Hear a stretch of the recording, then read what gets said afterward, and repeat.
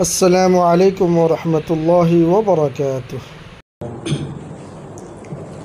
الحمد للہ نحمده ونستعینه ونستغفره ونؤمن به ونتوکل علیہ ونعوذ باللہ من شرور انفسنا ومن سیئات اعمالنا من يهده الله فلا مضل له ومن يضلله فلا هادي له ونشهد ان لا اله الا الله وحده لا شريك له ونشهد ان سيدنا ومولانا محمدا عبده ورسوله وصلى الله عليه وعلى آله وسلم تسليما كثيرا كثيرا أما بعد فأعوذ بالله من الشيطان الرجيم بسم الله الرحمن الرحيم لن تنالوا البر حتى تنفقوا مما تحبون وقال الله تبارك وتعالى وما تنفقوا من خير فلأنفسكم صدق الله العظيم وبلغنا رسول النبي الكريم۔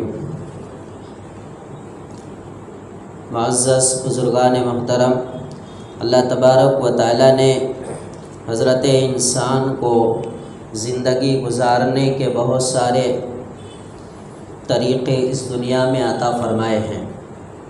انسان روئے زمین پر اپنی زندگی گزارتا ہے، مگر اپنی زندگی گزارنے میں وہ آزاد نہیں ہے، بلکہ وہ زندگی گزارنے میں وہ آسمانی قانون کے پابند ہے۔ اگر وہ آسمانی قانون کے پابند نہیں ہے تو پھر اللہ کے نزدیک وہ انسان ہی نہیں ہے۔ قرآن میں اللہ نے ایک جگہ فرمایا اولئک کالانعام بل ہم اضل، یہ جانوروں جیسے ہیں بلکہ اس سے بھی زیادہ بدتر ہیں۔ تو اللہ نے مقصد حیات پر قائم نہ رہنے کی وجہ سے جانور قرار دیا ہے۔ ہم لوگ بھی کبھی کبھی باتوں بات میں کہہ دیتے ہیں تو آدمی ہے یا جانور ہے، مگر قرآن بھی یہی کہتا ہے اگر تم مقصد حیات پر اور آسمانی قانون کے مطابق زندگی نہیں گزارتے ہو تو پھر انسان کہنے کے لائق نہیں ہو، بہتر یہ ہے کہ تمہیں جانور کہہ کر لوگ پکاریں۔ کتنا ہارڈ لفظ ہے اللہ کے طرف سے۔ جہاں اللہ پاک حضرت انسان کی تعریف کرتا ہے تو اللہ فرشتوں سے بھی آگے بڑھاتا ہے کہ ہم نے کائنات کی تمام مخلوقات یہاں تک کہ فرشتوں سے بھی افضل اور برتر میں نے حضرت انسان کو بنایا، لیکن انسان اگر رب چاہی زندگی نہیں بلکہ من چاہی زندگی گزارے تو پھر اللہ جانوروں کے صف میں ان کو کھڑا کر دیتا ہے۔ اللہ کو کوئی پرواہ نہیں اس بات کی کہ کتنے لوگوں نے سجدے چھوڑ دیے ہیں۔ خدا کی خدائی میں کوئی کمی نہیں آئے گی۔ جہاں پر اللہ تبارک و تعالیٰ کے بہت سارے قوانین ہیں، وہیں پر ایک اسلامی قانون کسی چیز کے وقف کرنے کا ہے۔ غالباً ایک جمعہ پہلے، بیچ کا جمعہ چھوڑ کے اس سے پہلے والے جمعے میں موضوع اختیار کیا گیا تھا لیکن بات نہیں ہو پائی تھی۔ چند حضرات ہی یہاں پر تشریف فرما ہیں۔ کاش ایک بہت بڑا مجمع ہوتا اس عنوان کو سننے کے لیے۔ بار بار میں اس منبر سے اپنوں کی شکایت کرتا ہوں کہ ہمیں پڑھنے کی عادت نہیں ہے اور ہمارے گھروں میں پڑھنے کا رواج نہیں ہے، تو بہت ساری باتیں کیا ہے مسجد کے منبر و محراب سے یا جلسے کے اسٹیج و کرسی سے سن لینے کا موقع مل جاتا ہے، مگر بہت بڑی محرومی ہو جاتی ہے مستورات کی، ماں اور بہنوں کی، کہ ان کو وہ بھی نہیں سننے کو ملتا ہے۔ جا کر کوئی اسلامی قانون، مردوں کو پڑھنے کا وقت نہیں مل رہا ہے تو عورتوں کو کہاں سے پڑھنے کا وقت ملے گا؟ مرد حضرات نہیں سننے میں دلچسپی نہیں دکھاتے تو عورتوں کو تو موقع ہی نہیں مل رہا ہے کہیں سننے کا۔ یہ ایک ایسا موضوع ہے جو ایک کتاب میں پڑھ کر ایک بندہ وقف کے مسائل اور وقف کے فضائل اور وقف کے قانون سے واقف نہیں ہو سکتا۔ اس کے لیے سینکڑوں کتابیں پڑھنی پڑے گی، تب جا کر اس عنوان کا تھوڑا سا حصہ کسی بندے کے سمجھ میں آئے گا۔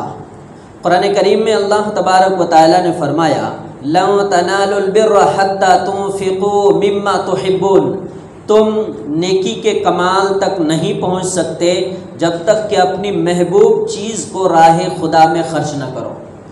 اس آیت کریمہ کو نازل ہوئے 1450 سال قریب ہو رہے ہیں۔ نبی کے زمانے میں صحابہ تھے، نبی نے صحابہ کو سمجھایا، اور صحابہ بھی عربی داں تھے، نبی سے ڈائریکٹ علم حاصل کرنے والے تھے، جن کے استاذ نبی ہوں اور شاگرد صحابہ ہوں، اور ایسے شاگرد جو جانثار ہوں، جان قربان کرنے والے شاگرد ہوں، جان قربان کرنے والے شاگرد ہوں۔ انہوں نے نبی کی زبان سے نکلی ہوئی باتوں کو کیسا سمجھا ہوگا؟ تو صحابہ کرام اچھی طرح ان چیزوں کو سمجھتے تھے کہ کون سی محبوب چیز راہ خدا میں خرچ کرنے سے ہم نیکی کے کمال تک پہنچ سکتے ہیں۔ ہم تاریخی اعتبار سے اس کو تھوڑا سا بیان کرتے ہیں۔ یہ ایک نیا موضوع ہے، ازی قبل اس منبر سے اس کا کوئی بیان نہیں ہوا۔ مجھے ایسا لگ رہا ہے کہ اکثر مساجد میں پورے ملک کے جب حالات آتے ہیں تو کسی ٹاپک پر بات ہوتی ہے، ورنہ عام طور پر اس پر بیان ہوتا نہیں ہے۔ حالانکہ یہ ایک ایسا پرانا موضوع ہے جو 1400 سال پہلے حضور پاک علیہ الصلاۃ والسلام کے زمانے میں بھی یہ وقف کا مسئلہ تھا، اور مورخین نے تاریخ کی کتابوں میں یہ لکھا ہے کہ اسلام سے قبل زمانہ جاہلیت میں بھی وقف کا رواج تھا۔ وہ کس طرح؟ وقف سمجھتے نا کس کو کہتے ہیں؟ تھوڑا اس کو بتا دوں، یہ جو آج کل ملک میں وقف کا ایک مسئلہ چل رہا ہے، سرکاری اعتبار سے اس پر مسلمان احتجاج بھی کر رہے ہیں، کافی زوردار احتجاج کر رہے ہیں، قانونی اعتبار سے، سڑکوں میں نکل کر نہیں، قانونی اعتبار سے قانون داں حضرات، وکیل حضرات، علماء حضرات، آل انڈیا مسلم پرسنل لا بورڈ، جمعیت علماء ہند، یہ لوگ اور بڑی بڑی اسلامی اور تنظیمیں جو ہیں، یہ سب اس کے لیے مقدمے لڑ رہے ہیں باضابطہ، اور اس کی تحریکیں چل رہی ہیں۔ بہرحال یہ وقف کیا ہے؟ مثال کے طور پر میں نے اپنی کوئی زمین مسجد کے نام وقف کی کہ میری یہ 5 گنٹھے زمین ہے، شکر محلہ مسجد کو وقف ہے، زمین تو اپنی جگہ رہے گی، اس کی جو آمدنی ہوگی اس کی آمدنی اس مسجد پر خرچ ہوگی۔ میری یہ دکان ہے، یہ دکان فلاں مسجد کے نام، میری یہ دکان فلاں ٹرسٹ کے نام، ٹرسٹ والے اس پیسے کو وصول کر کے لوگوں میں خرچ کریں گے۔ وقف کا مسئلہ یہ ہے کہ ایک آدمی نے اگر وقف کیا ہے تو اس کی ملکیت سے وہ چیز نکل گئی، اور اللہ کا نظام ایسا ہے، جس طرح آدمی کو شادی کرنے میں کتنے پاپڑ بیلنے پڑتے ہیں، دلہن کتنے دنوں تک تلاش کرتے ہیں، رشتہ کتنے دنوں تک سیٹ اپ ہوتا ہے، اس میں خرچہ کتنا ہے، پھر کتنے مہینوں پہلے سے تیاری کرتے کرتے شادی کے دن تک چپل گھس جاتی ہے، لیکن طلاق دینے میں کتنا ٹائم لگتا ہے، جوڑنے میں اتنا ٹائم اور توڑنے میں۔ تو میں ایک لفظ کی مثال دینا چاہ رہا ہوں کہ ایک طلاق کے ذریعے سے آدمی اتنے مہینوں سالوں کی محنت کو کتنے چند سیکنڈ میں آدمی جدا کر دیتا ہے ایک عورت کو اپنی زندگی سے۔ اسی طرح وقف کا مسئلہ ہے، زبان سے اگر ایک شخص نے آ کر یوں کہہ دی کہ میری فلاں چیز فلاں کو وقف ہے، بس وقف ہو گئی۔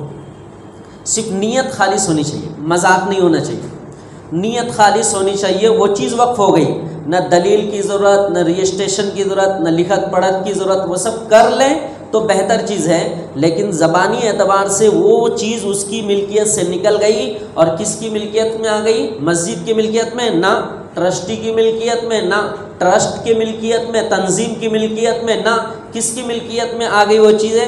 ہوا حبسها علی حکم ملک اللہ، وہ چیز ان کی ملکیت سے نکل کر کن کی ملکیت میں چلی گئی؟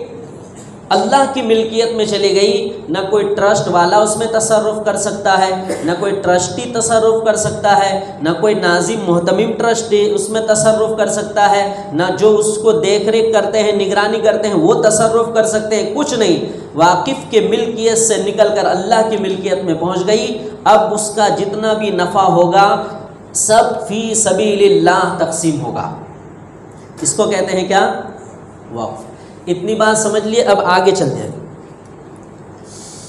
وقف کا رواج زمانہ جاہلیت میں یہ تھا کہ خانہ کعبہ کا احترام اس زمانے میں بھی لوگ کرتے تھے، وہ الگ بات ہے کہ شرک میں مبتلا ہو گئے، خانہ کعبہ کے اندر لا کر 360 بت لا کر کے رکھ دیے وغیرہ وغیرہ، ننگا طواف کرتے تھے، لیکن وہ اس بات پر فخر کرتے تھے کہ کعبہ کے متولی ہم ہیں، اس بات پر فخر کرتے تھے حاجیوں کو پانی ہم پلاتے ہیں، اس بات پر فخر یہ کرتے تھے کہ زمزم ہمارے قبضے میں ہے، خانہ کعبہ کی چابی ہمارے پاس ہے، ہم طواف کرتے ہیں، ان چیزوں پر ان کو فخر تھا۔ تو خانہ کعبہ کی ملکیت میں کسی چیز کو وقف کرنا بھی فخر سمجھتے تھے، اور بعض چیزیں قیمتی چیزیں ایسی ہوتی تھی اس زمانے میں، مثال کے طور پر سونا چاندی ہیرے جواہرات ایسے ہوتے تھے، وہ لا کر خانہ کعبہ کے بیچ میں دفن کر دیتے تھے باضابطہ، کہتے تھے میرا یہ ہیرا، میرا یہ سونے کا ٹکڑا خانہ کعبہ کے لیے وقف ہے، دفینے کی شکل میں، اور لا کر اس کو دفن کر دیتے تھے۔ تو وقف کا رواج زمانہ جاہلیت میں بھی اسلام سے قبل بھی تھا، اور خانہ کعبہ کے لیے دفینے کی شکل میں یا پراپرٹی کی شکل میں اس کے لیے وقف کرتے تھے۔ مفسرین مورخین نے تاریخ میں ایک بات یہ بھی لکھی ہے کہ بائبل میں بھی، کرسچن کے یہاں بھی اس کا خوب رواج ہے، اور بائبل میں باضابطہ شرعی اعتبار سے ان کے حساب سے لکھا ہوا ہے کہ وقف کیا جا سکتا ہے۔ آج بھی کرسچن لوگ چرچ کے نام پر وقف کرتے ہیں اور اس وقف شدہ چیز کو رفائی کاموں میں خرچ کرتے ہیں۔ اس کے علاوہ آپ دیکھیں گے حضرت زکریہ علیہ السلام کا زمانہ، جب حضرت زکریہ علیہ السلام بیت المقدس کے ٹرسٹی اور امام بنے تھے، سورہ آل عمران کی آیت نمبر 35، 36، 37، 38 میں اللہ تبارک و تعالیٰ نے حضرت مریم علیہ السلام کا واقعہ بیان کیا ہے کہ بیت المقدس ان کے خالو ٹرسٹی تھے، امام تھے، لے جا کر حضرت مریم علیہ السلام کو ان کے خالو کے حوالے کر دیا اور کہا کہ یہ بیت المقدس کے لیے وقف ہے۔ یہ ایک مستقل واقعہ ہے، تفسیر میں اس کا تفصیلی تذکرہ آتا ہے۔ تو وقف کا سلسلہ اسلام سے قبل بھی خوب تھا۔ اب آ جاتے ہیں مختصر طور پر نبی کے زمانے میں، خود نبی پاک علیہ الصلاۃ والسلام نے اپنے ہاتھ سے وقف کی ہے۔ حیران ہو جائیں گے اگر آپ سنیں گے، بات اتنی ظاہر ہے اور اتنی عام ہے، مگر قربان چاہیے کہ اس کے وقف کرنے والے نبی پاک علیہ الصلاۃ والسلام ہے۔ ہجرت کر کے نبی صلی اللہ علیہ وسلم تشریف لے گئے مکہ سے، کہاں؟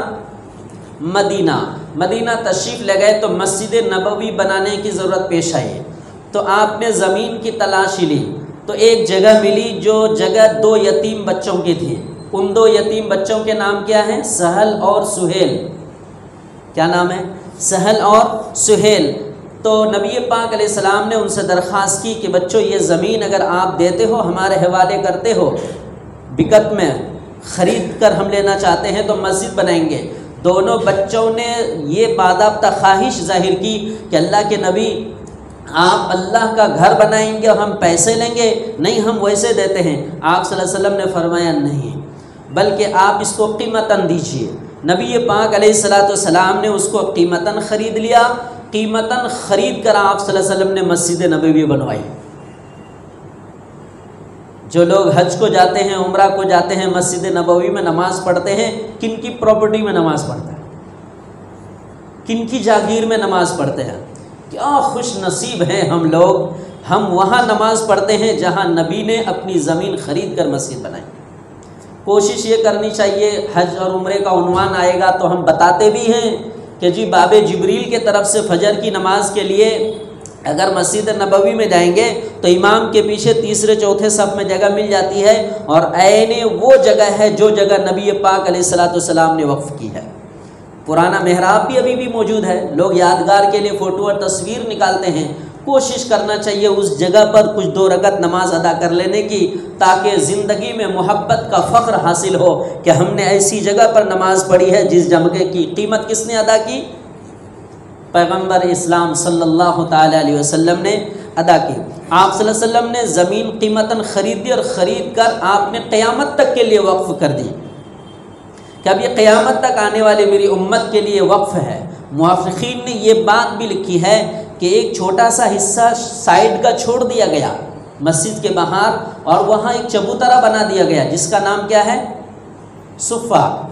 یہ دنیا کا سب سے اعلیٰ تعلیم گاہ، دنیا کا سب سے بڑا تعلیم گاہ، جہاں پر نبی پاک علیہ الصلوۃ والسلام چیف ٹرسٹی تھے تو اس کے پرنسپل حضرت ابو ہریرہ رضی اللہ تعالیٰ عنہ تھے۔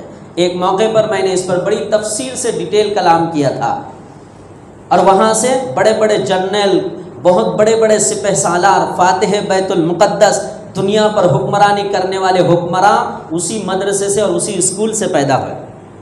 تو نبی پاک علیہ الصلوۃ والسلام نے خرید کر کیا کیا؟ اس کو وقف کر دیا۔ کس کے لیے؟ میں تو کہوں گا میرے لیے، آپ کہیں گے کس کے لیے؟ میرے لیے، ہم سب کے لیے نبی نے وقف کیا ہے۔ ہم اللہ کا بڑا شکر ادا کرتے ہیں، دعا بھی کرتے ہیں اللہ تعالیٰ قیامت تک حرمین کی حفاظت فرمائے۔ کبھی اس موضوع پر بات ہو تو کہیں گے دجال دیکھیے گا، دجال وہ مدینہ منورہ کی بستی میں داخل نہیں ہو پائے گا، داخل نہیں، اللہ پاک ایسی محفوظ جگہ وہ بنائی ہے۔ بہرحال بخاری شریف کی حدیث ہے، حضرت عثمان غنی رضی اللہ تعالیٰ عنہ ایک امیر ترین صحابی میں ان کا شمار ہوتا ہے۔ حضرت عثمان غنی رضی اللہ تعالیٰ عنہ، اس زمانے میں پانی کا بڑا مسئلہ تھا، میٹھے پانی کا۔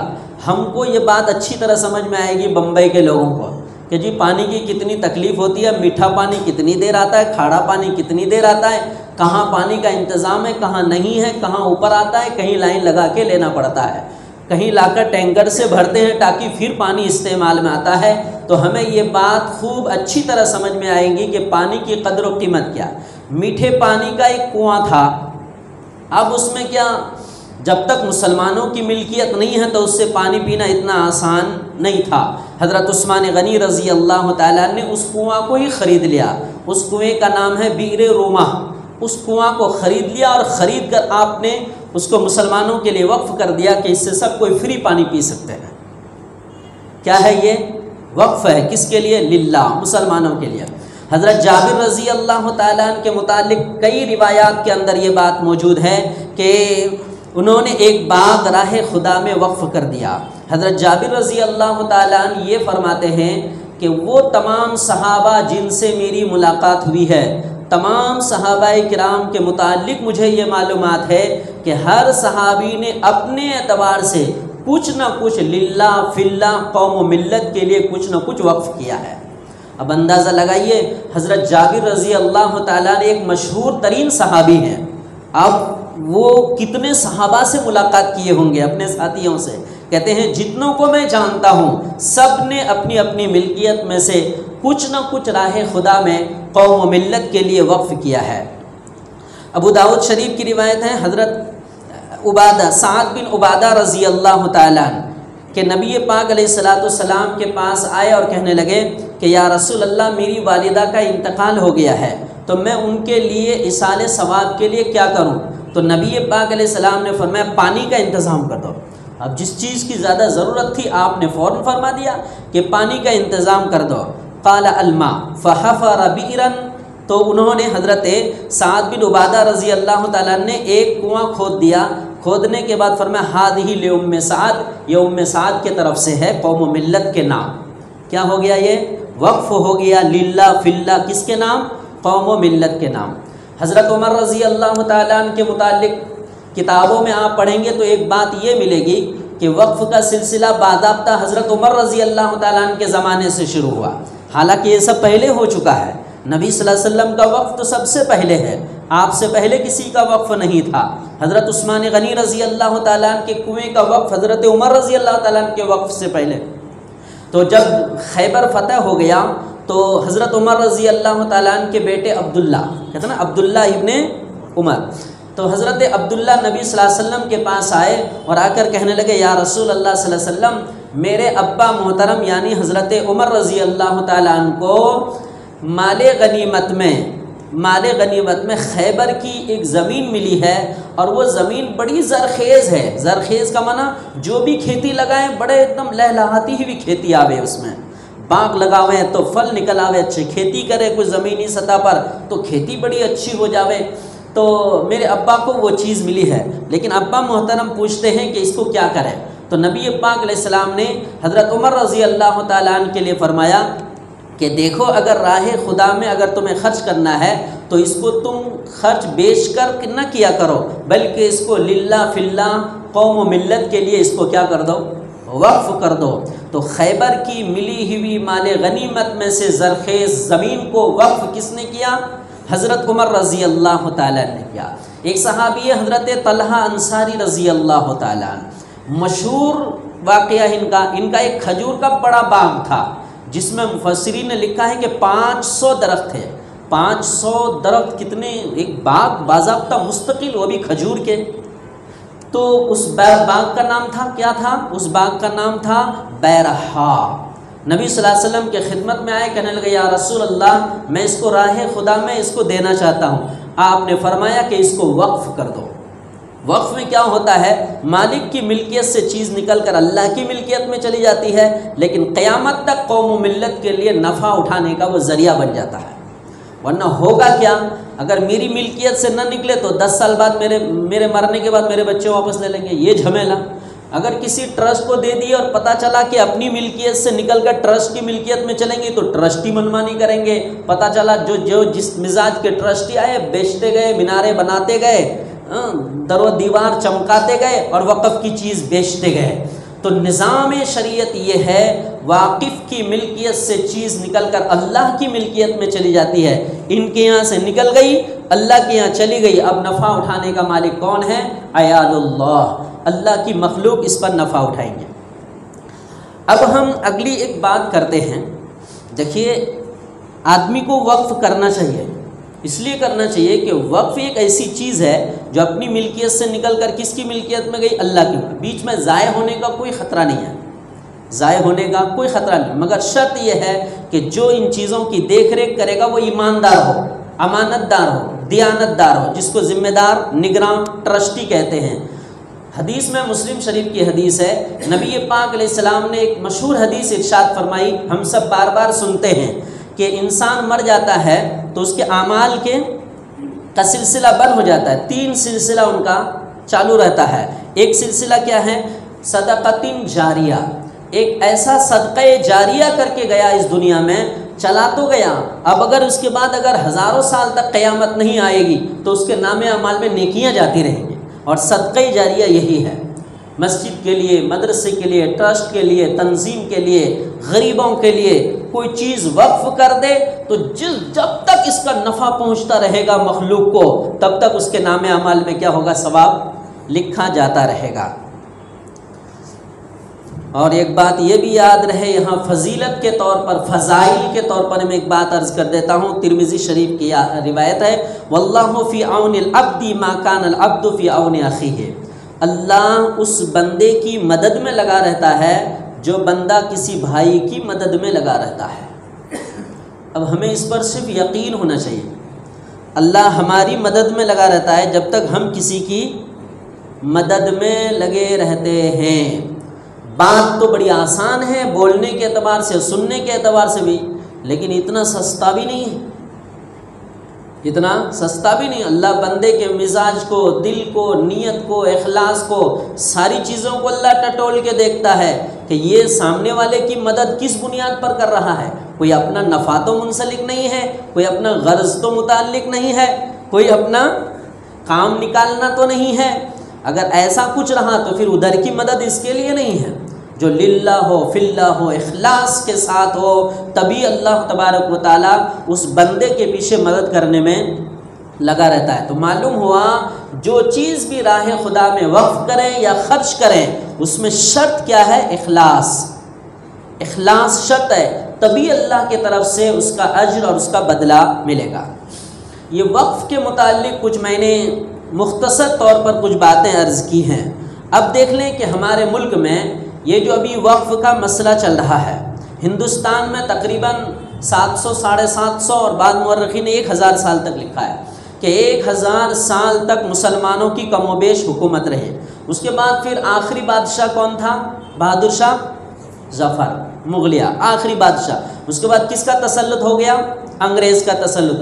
برطانوی سامراج کے زمانے میں بھی ملک کے بعض علاقوں پر راجاؤں، مہاراجاؤں اور نوابوں اور مسلمان نوابوں کی حکومت قائم تھی ہی۔ وہ اپنے طور پر ہلکے پھلکے شرائط قوانین ان کے مان کر وہ اپنا راجا گیری چلاتے ہی تھے علاقوں میں، مگر ان راجاؤں اور مہاراجاؤں نے، نوابوں نے جب یہ دیکھا کہ ملک پر اب تو قبضہ ہوتا جا رہا ہے، برطانوی سامراج کا حکومت کا قبضہ ہوتا جا رہا ہے، تو اس وقت بہت سارے نوابوں نے موقع سمجھ کر للہ فلہ بہت ساری زمینیں، چیزیں وقف کرنا شروع کر دیا، ساری چیزیں وقف کرنا شروع کر دیا۔ تو اس زمانے میں بھی بہت سارے خیر کے ادارے اور بہت سارے اسلامی ادارے وغیرہ انہوں نے اللہ کے راہ میں وقف کر دیا۔ پہلا قانون وقف کا جو بنا ہے یہ 1954 میں بنا۔ کتنے میں؟ 1954 میں، بہت پہلے نہیں ہے۔ حالانکہ اس سے پہلے بھی وقف کے بہت سارے قوانین بن چکے ہیں، میں خالی سرسری طور پر خالی گنا دیتا ہوں، حالانکہ نام بھی لکھے ہوئے ہیں۔ 1351 میں بھی وقف کا قانون بنا، 1529 میں بھی بنا، پھر اس کے بعد 1556 میں بھی بنا، پھر اس کے بعد 1810 میں بھی بنا، پھر اس کے بعد 1910 میں بھی بنا۔ مگر باضابطہ شرعی طور پر نظام کے تحت اس ملک میں سب سے پہلے 1954 میں وقف کا نیا قانون بنا، پھر اس کے بعد 1984 میں بنا، 1984 میں بنا۔ یہ جو قوانین بنتے تھے نا، اب تھوڑا موضوع پر سنیے بات، یہ جو قوانین بنتے تھے وقف کے لیے قانون تو بن گیا، لیکن وقف کے مسائل زیادہ تر حل ہوتے نہیں تھے۔ جہاں پر 100 مسائل ہیں تو 20 ہی مسئلے حل ہوتے تھے وقف کے، 80 مسائل وقف حل ہی نہیں ہوتے تھے، تو پھر آگے احتجاج ہوتا تھا، پھر وقف کا نیا قانون بنتا تھا۔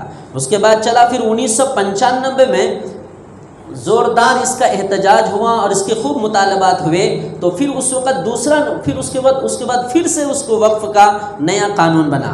اس کے بعد 2010 میں، بہت پہلے نہیں، ہم سب زندہ تھے اس ٹائم الحمدللہ، 2010 میں، اور سب ہوش و حواس میں تھے، 2010 میں یہ وقف کا نیا قانون بہت ہی اہتمام کے ساتھ زور پکڑ لیا، اس لیے کہ اس میں بہت ہی زیادہ لاپرواہی ہو رہی تھی، بہت سے حقوق دبائے جا رہے تھے، اور مسلمانوں کو اندھیرے پردہ کے پیچھے رکھ کر اوقاف کی زمینوں اور اوقاف کی چیزوں کو ناجائز اور غلط استعمال کیا جاتا تھا۔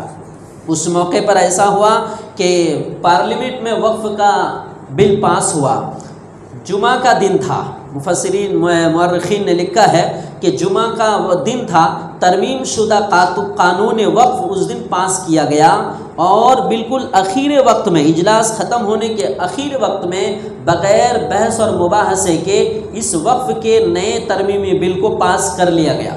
اس میں بہت ساری خامیاں رہ گئی، پاس تو کر لیا گیا 2010 میں، لیکن خامیاں بہت ساری رہ گئی۔ 2013 کا زمانہ آیا، 10 کے بعد سنیے گا، 2013 کا زمانہ آیا۔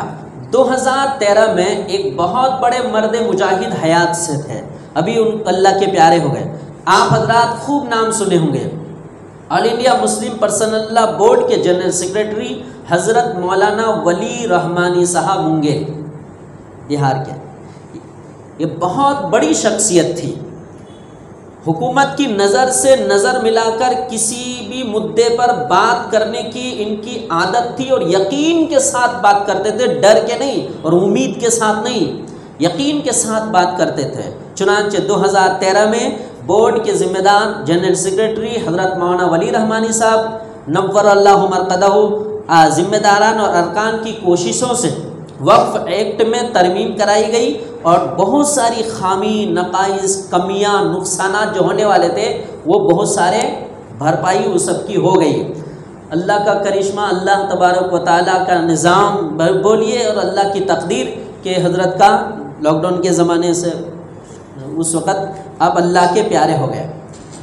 تو 2013 میں جو ترمیمی بل پاس کیا گیا تھا، اس میں کسی قدر بولیے تو 80%، 70-80% مسلمان مطمئن تھے کہ یہ جو ابھی ترمیمی بل تیار ہوا ہے، اس میں اب زیادہ ٹینشن نہیں ہے، ٹینشن تو ہے لیکن زیادہ ٹینشن نہیں ہے۔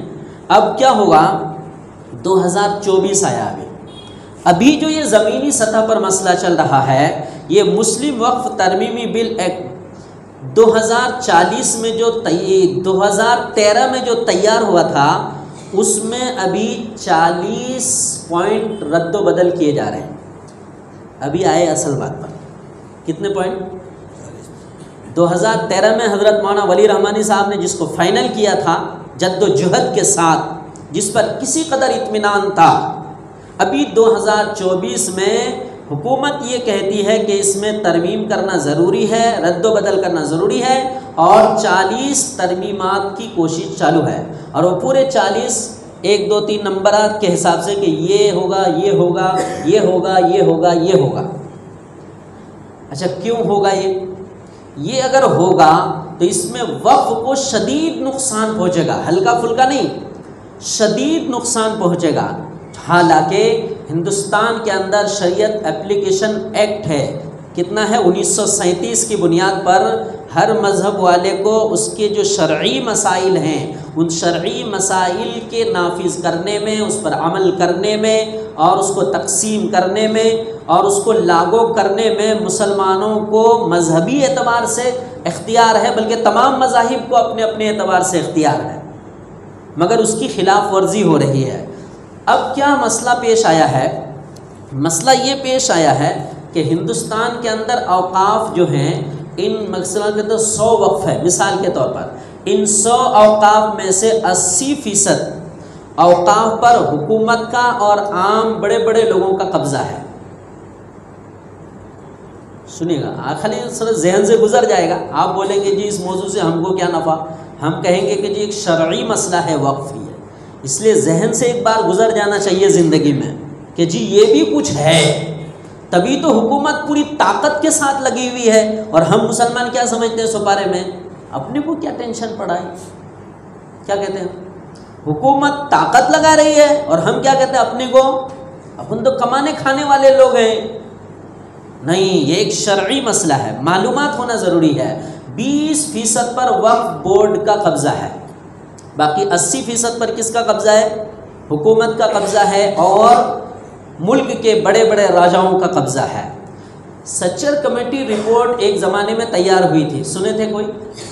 سچر کمیٹی رپورٹ پورے ملک کی رپورٹ تیار ہوئی تھی ہر اعتبار سے، تو سب سے زیادہ ملک کے اندر پسماندہ قوم کون ہے؟ کون ہے؟ دلت، اس سے بھی بدتر مسلمان۔ یہ رپورٹ کے اندر، یہ سرکاری رپورٹ ہے، اس رپورٹ میں سچر کمیٹی رپورٹ کے مطابق وقف کی زمین کی سروے کی گئی کہ مسلمانوں کے اوقاف کتنے ہیں، تو 9 لاکھ ایکڑ زمین ہے۔ کتنے؟ ابھی میں تازہ ترین پڑھ رہا تھا کہ 10 لاکھ ہے۔ 1 لاکھ ایکڑ معمولی بات ہے کیا؟ 9 لاکھ ایکڑ تو تمام مورخین نے لکھا ہے، جتنی بھی تاریخیں لکھی ہے، 9 لاکھ ایکڑ زمین کس کو کہتے ہیں؟ اور یہ پاکستان میں، بنگلہ دیش اور افغانستان میں نہیں، ہمارے ہندوستان میں 9 لاکھ ایکڑ زمین کیا ہے؟ وقف کی ہے، مسلمانوں کی ہے۔ لیکن ان 9 لاکھ ایکڑ زمینوں میں 80% زمینوں پر قبضہ کن کا ہے؟ حکومت کا یا راجاؤں کا، بڑے لوگوں کا؟ صرف 20% وقف بورڈ جو بنا ہوا ہے، وقف بورڈ کے ماتحت میں 20% ہے۔ آگے دیکھتے ہیں کہ ملک میں سب سے زیادہ جگہ یا تو فوج کے پاس ہے یا ریلوے کے پاس ہے، وزارت خارجہ کی ملکیت کے نگرانی میں ہے یا پھر ریلوے کے پاس ہے۔ تیسرے نمبر پر سب سے زیادہ زمینیں وقف کی ہیں، یہ لکھا ہے باضابطہ تاریخ لکھنے والوں نے۔ آگے لکھے ہیں سب سے زیادہ کہاں پر زمینیں ہیں؟ ہریانہ میں، پنجاب میں، دہلی میں، اتراکھنڈ میں، تلنگانہ میں۔ صرف تلنگانہ بہت بڑی ریاست نہیں ہے یو پی کے مقابلے میں، بہار کے مقابلے میں، تلنگانہ میں 77,538 ایکڑ زمین وقف کی ہے۔ 77,000 ایکڑ، 531 ایکڑ زمین صرف وقف کی ہے، ان میں سے صرف 16,000 ایکڑ زمین بورڈ کے ماتحت ہے، باقی پر دوسروں کا کیا ہے؟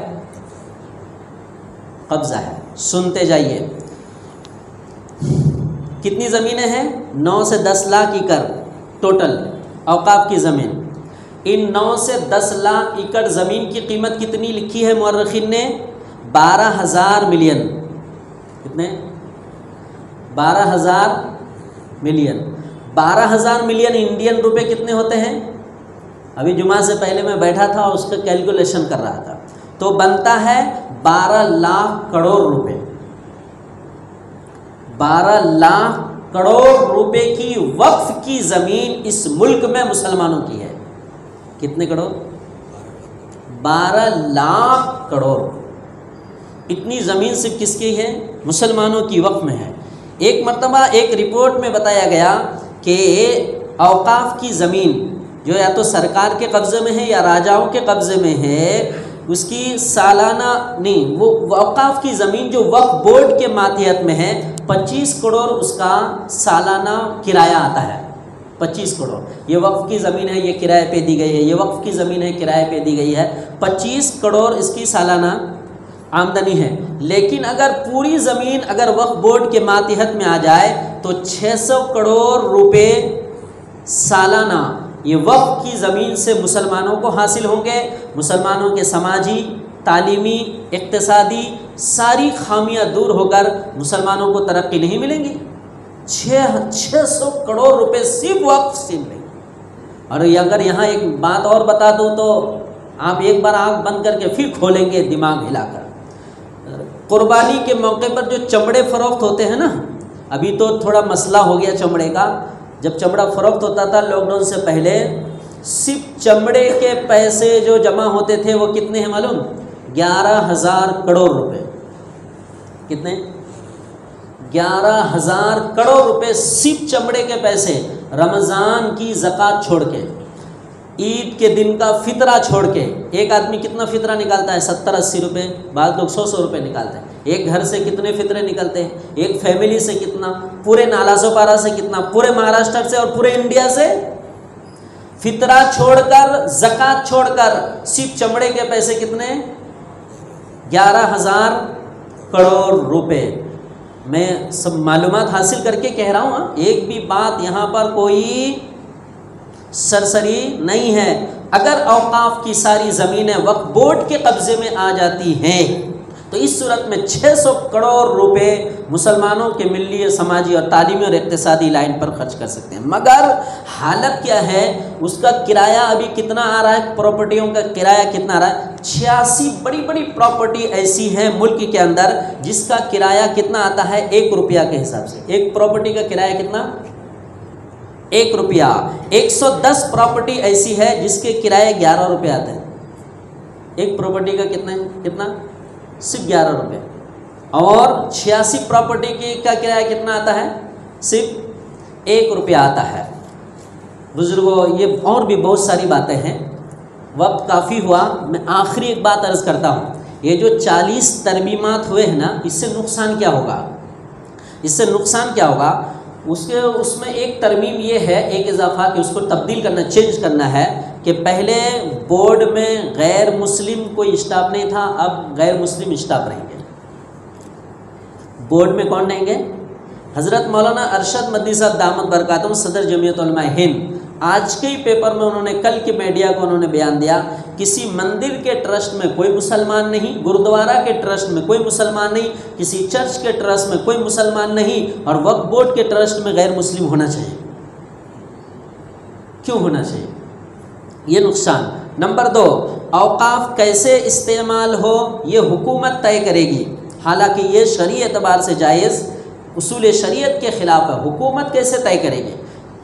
یہ تو جس کو وقف کیا گیا ہے، مسجد کو وقف کیا تو مسجد کے ٹرسٹیان اپنے طور پر اس کو خرچ کریں گے. اگر ٹرسٹ کو وقف کیا گیا ہے تو ٹرسٹیان اپنے طور پر اس کو خرچ کریں گے.